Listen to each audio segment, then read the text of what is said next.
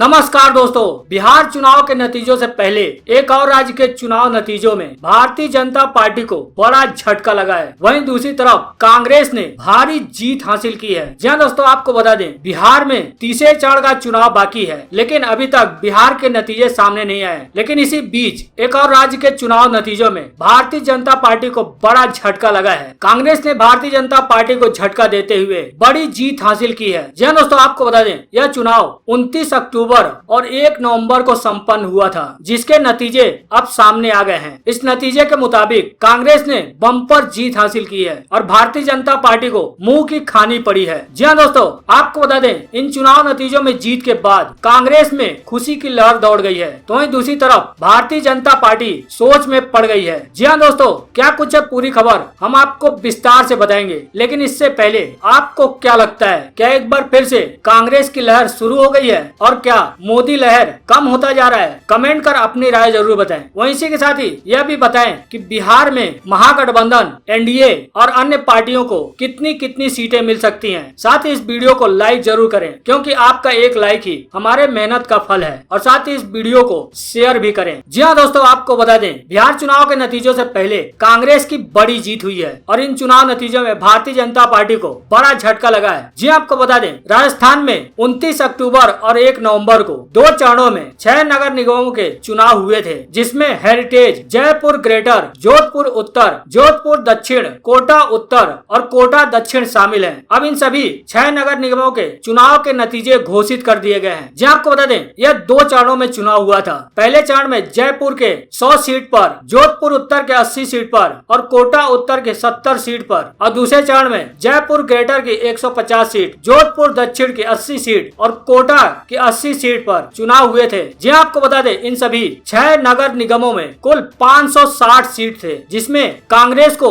भारी जीत मिली है और भारतीय जनता पार्टी को बड़ा झटका लगा है। सबसे पहले जोधपुर उत्तर की बात करें तो यहाँ की कुल 80 सीटों में से कांग्रेस के खाते में 53 सीटें गई हैं और भारतीय जनता पार्टी के खाते में इस 80 सीट में से 19 सीट गई है और निर्दलीय उम्मीदवारों के खाते में 8 सीट गई है। वहीं कोटा उत्तर की 70 सीटों की बात करें तो इन 70 सीटों में से कांग्रेस के खाते में 47 सीटें गई हैं। वहीं कुल 70 सीटों में से भारतीय जनता पार्टी के खाते में 14 सीटें गई हैं और निर्दलियों के खाते में 70 सीट में से 9 सीट गई है। वहीं दूसरी तरफ जयपुर हेरिटेज नगर निगम की बात करें तो यहाँ की कुल 100 सीटों में से कांग्रेस के खाते में 47 सीटें गई हैं। वहीं 100 सीट में से भारतीय जनता पार्टी के खाते में 42 सीटें गई हैं। निर्दलियों की बात करें तो निर्दलियों के खाते में इन 100 सीट में से 11 सीटें निर्दलीय के खाते में गई है। वहीं कोटा दक्षिण नगर निगम की 80 सीटों की बात करें तो यहाँ की 80 सीटों में से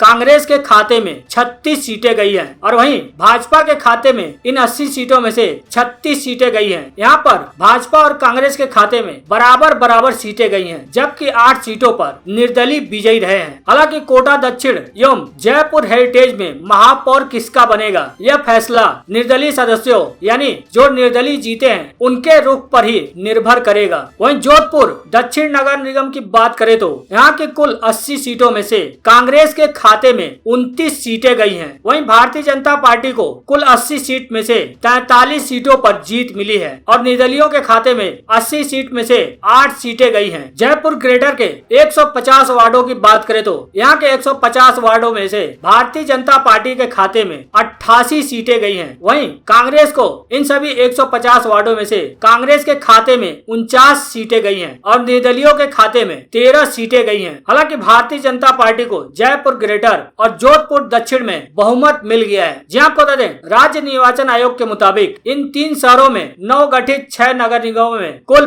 560 वार्ड पार्षद के लिए चुनाव हुआ था। इनमें से कांग्रेस के कुल 261 उम्मीदवार विजयी हुए हैं। वहीं 560 में से भारतीय जनता पार्टी के खाते में 242 पार्षद विजयी हुए हैं और इसके साथ ही 560 वार्डों में 57 पार्षद निर्दलियों के विजयी हुए हैं। जहां को बता दें, 560 वार्ड में से 261 सीटें जीतने के बाद राज्य के मुख्यमंत्री अशोक गहलोत ने खुशी जाहिर की है और नगर निगम चुनाव के परिणामों को सुखद बताया है। उन्होंने कहा कि जयपुर, जोधपुर और कोटा नगर निगम चुनाव के नतीजे सुखद हैं। तीनों निगमों में से हुए कुल मतदान में से कांग्रेस पार्टी को 40.09% वोट मिले हैं, जो कि भारतीय जनता पार्टी से लगभग 2.5% वोट अधिक हैं। अब नगर निगम चुनाव के परिणामों का ऐलान होने के बाद अब बोर्ड बनाने का भी गणित शुरू हो गया है। भारतीय जनता पार्टी और कांग्रेस दोनों अपने अपने मेयर बनाने में जुट गए हैं। इसी बीच अमीन कागजी का मास्टर स्ट्रोक कांग्रेस के लिए वरदान साबित हो सकता है। अमीन कागजी 3 निर्दलीय पार्षद लेकर कांग्रेस खेमे में आ गए हैं। अब जयपुर हेरिटेज में कांग्रेस का मेयर बनाने की कवायद शुरू हो गई है। आला कमान ने अमीन पर भरोसा जताते हुए उन्हें अहम जिम्मेदारी दी है, जिस पर वह अभी तक खरा उतरते दिख रहे हैं। ऐसे में अब कांग्रेस का बोर्ड हेरिटेज में बन जाएगा। वहीं कांग्रेस ने दावा किया है कि 4 निगमों में पार्टी का मेयर बनेगा। जी आपको बता दें, कांग्रेस प्रदेश अध्यक्ष गोविंद सिंह डोटासरा ने परिणाम आने के बाद दावा किया कि कांग्रेस 6 में से 4 निगमों में अपने बोर्ड बना रही है। उन्होंने कहा कि आमतौर पर इन शहरों के निगमों में कांग्रेस के बोर्ड नहीं बनते थे, पिछली बार भी नहीं थे, लेकिन इस बार पार्टी 6 में से 4 बोर्ड बना रही है। डोटासरा का कहना है कि हम लोग जयपुर हेरिटेज में बहुमत के साथ बोर्ड बना रहे हैं, क्योंकि यहाँ जो 11 निर्दलीय जीते हैं वे हमारी पार्टी के विचारधारा के हैं। वे सारे हमारे पास आ चुके हैं। वहीं जोधपुर उत्तर में हमने बड़े अंतर के साथ जीत हासिल की है। उनका कहना है कि कोटा उत्तर में भी बहुत बड़ा अंतर कांग्रेस और भारतीय जनता पार्टी में रहा है और कोटा दक्षिण में भी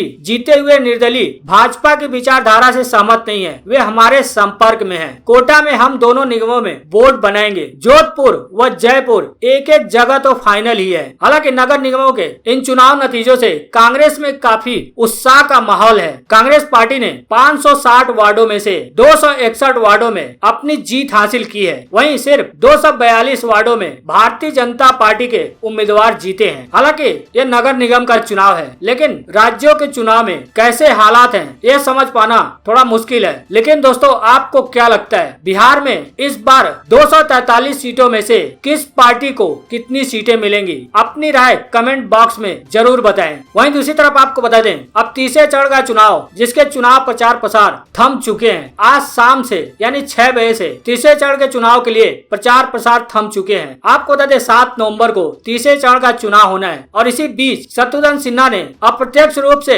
हमला बोलते हुए कहा कि बिहार चुनाव के नतीजों के बाद कौन हो जाएगा खामोश। जी आपको बता दें, कांग्रेस के वरिष्ठ नेता और मशहूर अभिनेता शत्रुघ्न सिन्हा ने बिहार चुनाव में महागठबंधन की महाविजय की उम्मीद जताते हुए कहा है कि 10 नवंबर को मतगणना वाले दिन आरजेडी नेता तेजस्वी यादव के आलोचक खामोश हो जाएंगे। शत्रुघ्न सिन्हा ने अभी दावा किया कि महागठबंधन की ओर से मुख्यमंत्री पद के उम्मीदवार तेजस्वी के खिलाफ एनडीए की ओर से निजी हमले किए जा रहे हैं, क्योंकि 10 लाख नौकरियों के वादे से विरोधी दल पूरी तरह घबराए हुए हैं। उन्होंने कहा कि दीवार पर लिखी इबारत साफ नजर आ रही है कि हमारे अपने बहुआयामी, चर्चित और लोगों की आकांक्षा एवं आशा बन चुके तेजस्वी यादव की अगुवाई में युवा ब्रिगेड, बिहार पुत्र लव सिन्हा जैसी उनकी युवा टीम एवं अन्य के साथ मिलकर बड़ी जीत हासिल कर रही है और सरकार बनाने जा रही है। जी आपको बता दें, शत्रुघ्न सिन्हा का कहना है कि बिहार में महागठबंधन की जीत सुनिश्चित है, क्योंकि लोग ऐसा ही चाहते हैं। युवा दिलों की धड़कन है। राहुल गांधी और तेजस्वी यादव को लेकर जो उत्साह है, मैं तो यही कहूंगा कि यह देखकर आपको जीत का विश्वास हो जाना चाहिए। तेजस्वी का अनुभव कम होने संबंधी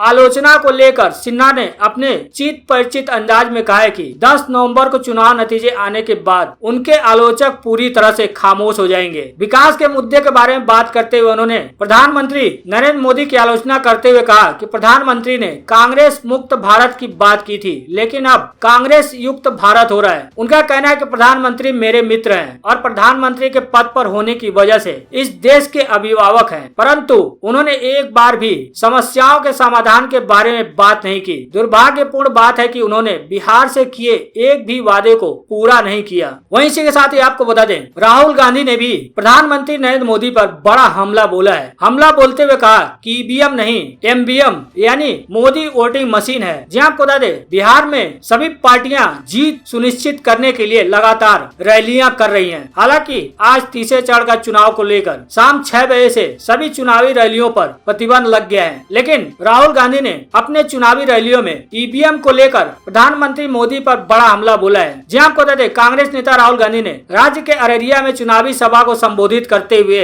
ईवीएम को लेकर प्रधानमंत्री नरेंद्र मोदी पर हमला बोला है। हमला बोलते हुए कहा कि ईवीएम नहीं एमवीएम है, यानी मोदी वोटिंग मशीन है। जी आपको बता दें, ईवीएम को राहुल गांधी ने मोदी वोटिंग मशीन बताया है, यानी शॉर्ट फॉर्म में ईवीएम को एमवीएम बताया है। जी आपको बता दें, राहुल गांधी ने जनसभा को संबोधित करते हुए कहा कि मजदूरों को हजारों किलोमीटर पैदल चलने के लिए मजबूर किया गया। प्रधानमंत्री के दिल में मजदूरों के लिए कोई जगह नहीं है। वहीं राहुल ने एलजेडी प्रमुख शरद यादव की प्रशंसा भी की है। कांग्रेस नेता ने इलेक्ट्रॉनिक वोटिंग मशीन को लेकर उठ रहे सवालों को लेकर बीच में कहा कि ईवीएम नहीं है बल्कि एमवीएम है, वो मोदी वोटिंग मशीन है। लेकिन इस बार बिहार में युवा आक्रोश में है, इसलिए फिर वो चाहे ईवीएम हो या एमवीएम महागठबंधन चुनाव जीतेगा। राहुल ने चुनावी सभा में कहा कि मोदी जी कहते हैं कि उन्होंने किसानों को कहीं भी अनाज बेचने के लिए फ्री कर दिया है, क्योंकि अब अपनी उपज कहीं भी बेच सकते हैं। मोदी जी मुझे बताएं, क्या किसान अपनी उपज को हवाई जहाज से बेचने जाएगा या वह सड़क मार्ग से जाएगा? अगर उसे सड़क के रास्ते से जाना है तो बिहार में सड़कें कहाँ हैं? हालांकि आपको बता दें, राहुल गांधी ने बिहार में कई रैलियां की और लगभग सभी रैलियों में राहुल गांधी ने मोदी सरकार और बिहार के मुख्यमंत्री नीतीश कुमार पर जमकर हमला बोला है। वहीं आरजेडी के नेता तेजस्वी यादव भी बिहार में कई जनसभाएं कर चुके हैं। जनसभाओं के दौरान अप्रत्यक्ष रूप से प्रधानमंत्री नरेंद्र मोदी पर और प्रत्यक्ष रूप से बिहार के मुख्यमंत्री नीतीश कुमार को जमकर घेरा है। हालांकि भारतीय जनता पार्टी और जेडीयू भी आरोप प्रत्यारोप और हमले करने में पीछे नहीं रही। जहां एक तरफ प्रधानमंत्री मोदी ने आरजेडी के शासनकाल को जंगल राज बताया था, वहीं जेडीयू ने आरजेडी के शासनकाल को लूट मार सरकार बताया था। हालांकि आज 6 बजे से तीसरे चरण के लिए चुनावी प्रचार प्रसार थम चुका है और कुछ ही घंटों बाद तीसरे चरण का मतदान होना है और 10 नवंबर को तीनों चरणों के वोटों की गिनती होगी। इसके बाद ही पता चल पाएगा कि बिहार में किसको कितनी सीटें मिलती हैं और किसकी सरकार बनती है। लेकिन दोस्तों, आपको क्या लगता है, इस बार बिहार में किस पार्टी को कितनी सीटें मिलेंगी और कौन बिहार में सरकार बनाएगा? कमेंट कर अपनी राय जरूर बताएं। साथ ही इस वीडियो को शेयर भी करें।